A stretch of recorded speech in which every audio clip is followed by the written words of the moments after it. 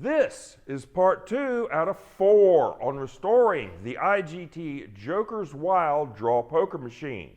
Let's run it through all the self-test functions and find out what needs to be repaired next. I'm Lawton Barnes and you are in the metal shop. It does show its highest hand is 5 of a kind. This is a Joker Wild machine. How interesting. Okay, these are the self-test inputs. And then we go into the colors and the screen test. Sound test code 00. Hey, look, there's the brightness control. That helped. Okay, it looks like some kind of hue or tint. There's the horizontal position. That's vertical position, vertical size. Yeah, those 3 dials right there are red, green, and blue color controls. That says, I can't see that. That says horizontal. But anyway, that says main. Okay, I guess that's your primary brightness, and then these can kind of be used as tint the image. Very interesting.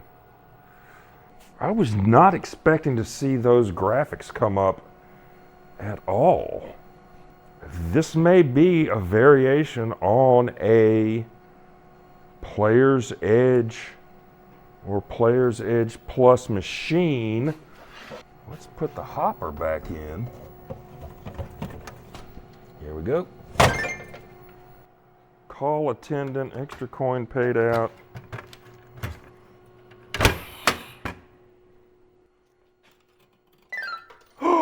Whoa!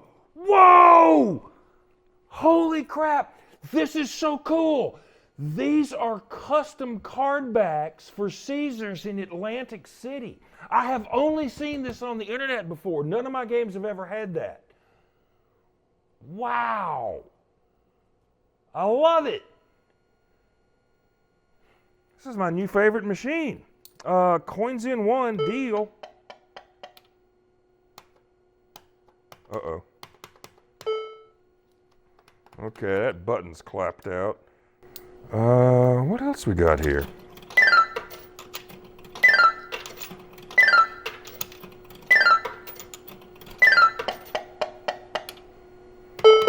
Keep those face cards. Wow! This appears to be a mostly functional. The graphics look like much newer software to me. The circuit boards in it are completely different from any of my other machines. The date is from 1986. That would be an earlier model. So, next steps, I'm going to try to clean this thing up. We've got tape crud all over it. I was thinking about trying to cut this sticker because I usually like having the real casino stickers on it, but I think since we don't have the sidecar bill validator, I'm just going to scrape it off. Oh, great, you're making a mess. And I'm going to get after this machine with some goof off and try to get all of this duct tape crud off of it. Oh, and we got to work on the jackpot reset key. So with this one, the key is missing, and I would like to replace it with another. There was a hole here from the bill validator. I'm going to pop that out. Look at that. I guess I could turn this off. Okay.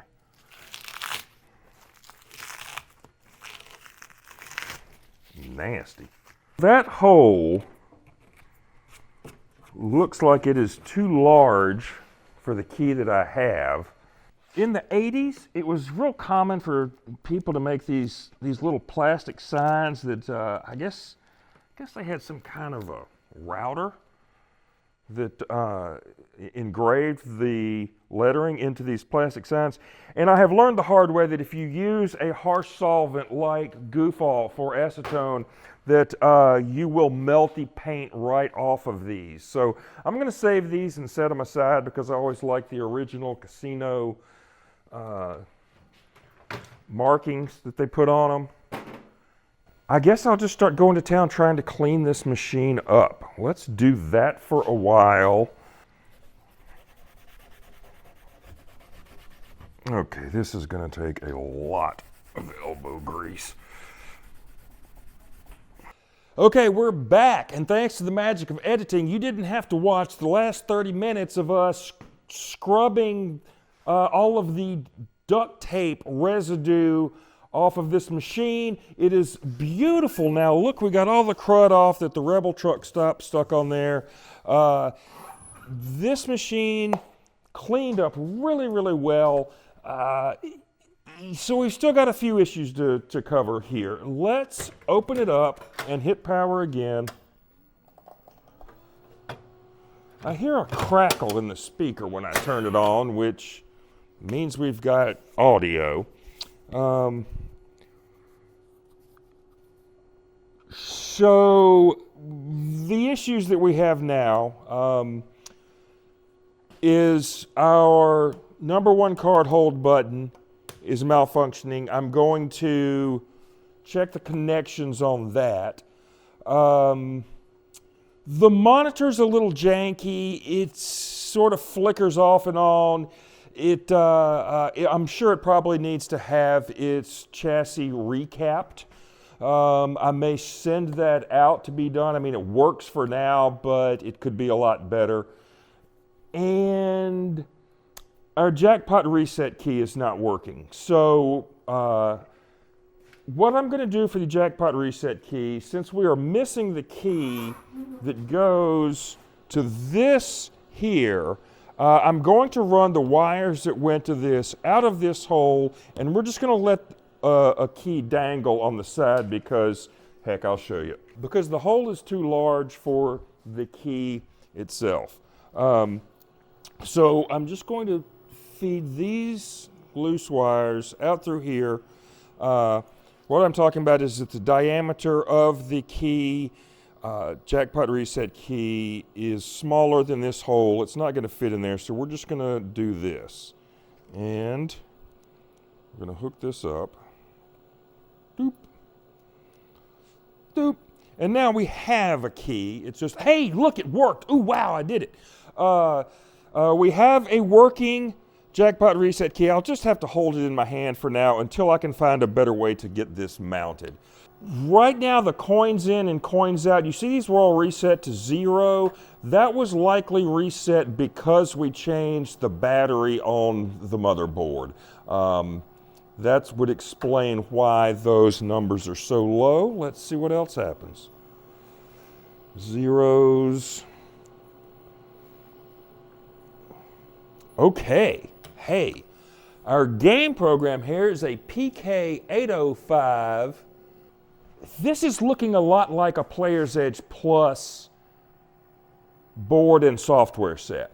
I'm still a little perplexed by that. The machine was built in 1986.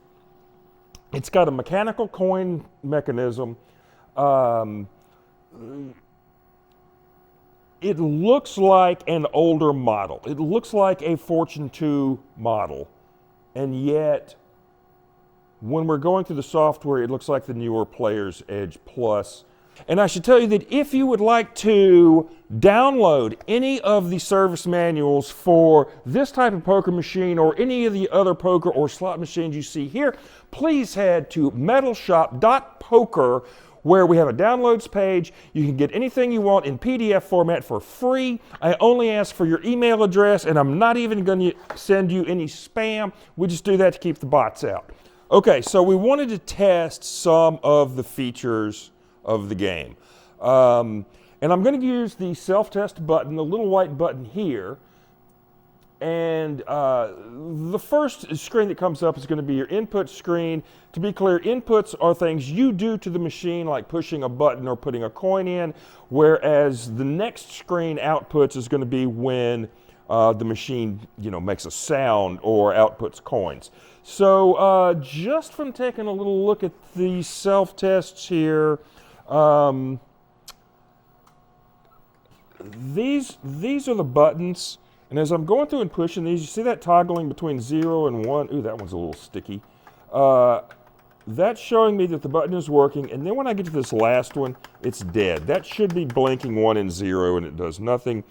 These buttons look fine. That's deal draw, bet max, play credit, cash out. Okay, those buttons are working pretty great. Let's advance to the output page. So here, okay, so hey, this is different. In this machine, we have a second little white button called Cursor Advance. So I bet that will do something. Look, it does. It moves the little orange arrow down through the test functions. What does Hopper 1 do? Look at that. Okay, so what just happened is I advanced, used the Cursor Advance key, brought the arrow down to Hopper 1, turned the jackpot reset key, and got the hopper to spit out some coins. So let's get some more coins in there.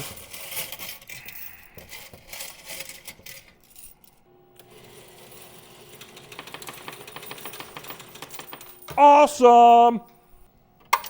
Then they use the Cursor Advance to go down to jackpot and get a load of this. You see that one that says bell? Well, this is something new that none of my other poker machines have. Look at, let me pull this out. Look at that bell back there. That thing is gonna go off like a fire alarm. That's gonna be awesome. All right, let's give it a try. I think all I have to do is turn the key.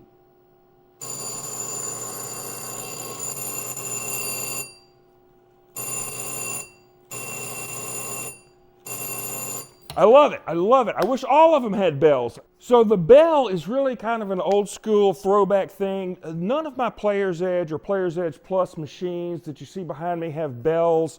One thing that I don't know about the bell is how high of a hand do you have to get to set it off? Like, does it require the 4,000 coin jackpot? Will a royal flush do it? Will anything above 4 of a kind do it? Who knows? I don't know when the bell goes off. And because it's the only machine I have with a bell, I've never heard one go off. I think that's very cool, and I would love to order a bell and put it into another machine. That's a topic for a future video, but we do have a functioning bell in here. When we come back in part 3 of this series, we'll get cracking on repairing that control panel and replacing the jackpot reset key.